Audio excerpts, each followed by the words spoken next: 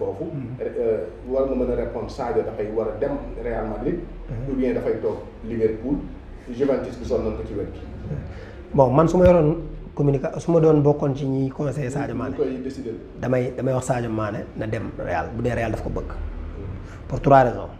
benn mooy Sadio Mané dina jafe ci moom mu am motivation à Liverpool xam lu tax mënu fa gagné lu mu fa gagné wul woon Ligue des Champions jël na ko benn ñaareel ba mooy jël na championnat Angleterre li joueur Liverpool yëpp doon rêvé li dëkk bi yëpp doon rêvé yaakaar naa ne moo leen dàqal sax Ligue des Champions. mu boole lépp jël ko. mu jël ko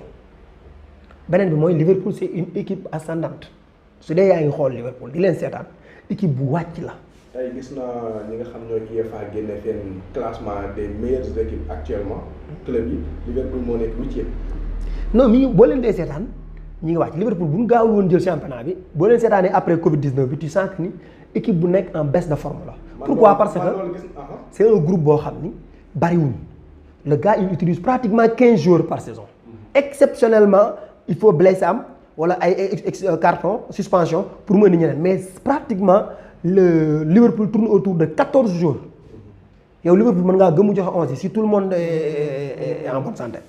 loolu et puis waa ji ni muy footballé le kicking kii bi muy théorisé j'ai oublié le terme bi Klopp di théorisé xam ni tout le monde attaque tout le monde défend daf leen di sonal surtout Sadio boo xoolee li muy dépendre ci en terme d'apport défensif ce n'est pas le cas bu ak Salah donc loolu yooyu yëpp bu dafa daje nag bokk li gën a am solo ci footballeur mooy défi bu bees day jafe léegi nag man donc bu la Real soxlaa écoute man nga fa dem am beneen def pour 3 raisons benn mooy tu signes un dernier grand contrat tu signes un 5 ans boo xam ni vraiment tu touches le pactole avec beaucoup d'argent un salaire mirobolant et avec beaucoup d'avantages ñaareel ba mooy da ngay dem ci yeneen défi yu bees Real mooy équipe boo xam ne chaque année il joue le titre et la Ligue des Champions man Manchester mooy sama équipe que ça soit très clair pour les internautes problème Real mais mooy équipe boo xam ni waaw non moo xam ne équipe boo xam ne à chaque fois bu départ ñaari objectif la am jël Ligue des Champions jël championnat du changé donc. amul beneen rôle bu muy jouer championnat bu dul bëgg a ñëw nekk. jël ko ak Ligue des Champions ñëwul pour participer déedéet day ñëw pour jël ko il le daf koy jouer à fond donc soo fa ñëwee liggéeyee koo xam ne Zidane il l'apprécie beaucoup wax na ko. waxati ko gis nañu mook Sadio ay photo ñu taxaw di wax kenn xamul lu ñu wax lan la boole xëy na tey su Ballon d'Or di am Sadio amaat la mu amoon bu boobaa dana am un meilleur classement parce que l'objectif de Sadio Mané ne doit pas être forcément de remporter le Ballon d'Or ce sera extrêmement difficile maa la ko wax fii bala nga gisati africain bu jël Ballon d'Or fii man maa la ko wax Ballon d'Or c'est des journalistes dañ koy jaay ils cherchent de l'argent il faut pas donner ça à un inconnu entre guillemets dañ koy jox ku ñu xam Messi wala Ronaldo wala koo xam ni après. ya publicité day am Nike wala mu am Adidas bon j'ai vu que ni Liverpool def na Nike. tant mieux maa ngi xaar Sadio Mané ba xam Adidas wala Nike et puis bokk ci yi nga xam ni voilà parce que y a l'effet merchandise y a l'effet marchand y a l'effet y a beaucoup de choses qui entrent en jeu donc Sadio Mané loolu su demee Liverpool su demee Real mën na ko fa am. comme li ma la wax mën na jouer les premiers rôles aussi bien en Europe en Espagne léegi nag am nag un très grand contrat parce que Sadio il touche les 28-29 ans 92 mi ngi ci 28 ans tu signes ton dernier contrat. non tu signes même à Liverpool bu renouveler il renouvelle son dernier grand contrat après yi des ay 1 an ngay signé ñu lay mosal mais le très grand dernier contrat de Sadio Mané c'est le moment ou jamais je pense que Real a tout ce qu'il lui faut pour vraiment def un pas vers l'avant maa ngi koy wax sànq Sadio Mané même si l'objectif principal du nekk forcément jël Ballon d'Or mais moi j'aurais bien aimé le voir finir sur le podium 3e 2e j'aurais bien et surtout que ni Messi ak Cristiano avec la Covid-19 Ballon d'Or amul lii je pense que da leen emporté waale non dañu leen emporté waale non seen ñoom jeex na seen décennie vraiment ils ont été extraterrestres mais jeex na dañuy dem maintenant la relève est là mais relève bi ñëpp a yem niveau ah Sadio Mané ci biir on parle de Benzema waaw mais par exemple Prince waaw mais non booy yi day dafa Ballon d'Or dafa bëri lu muy laaj booy pour nga booy bu ñëw jël ko c'est très difficile Messi daal laa xam ni moom c'est un Messi par exemple ren on aurait pu voir Lewandowski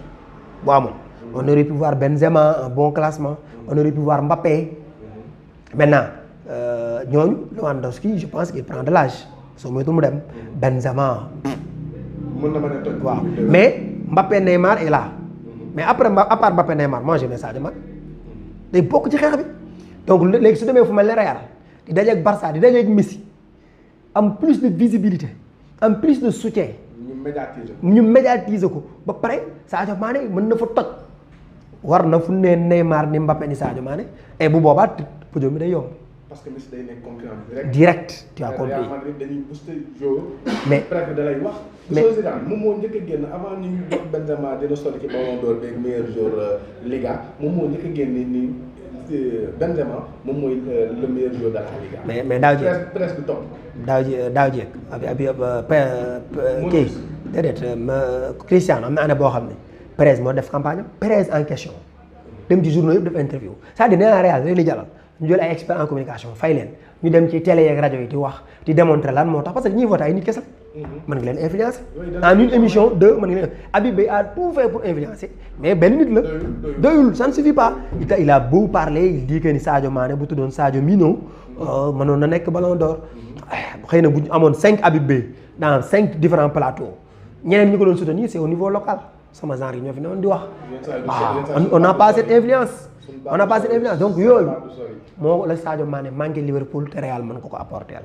plus le tout dernier contrat bi ma lay wax et en plus nag Real nag dafa nekk ci relève on parle de Hazard am na booy yu fa nekk et je sais que ni Real dana continuer de jouer les premiers rôles aussi bien en Espagne qu'en Europe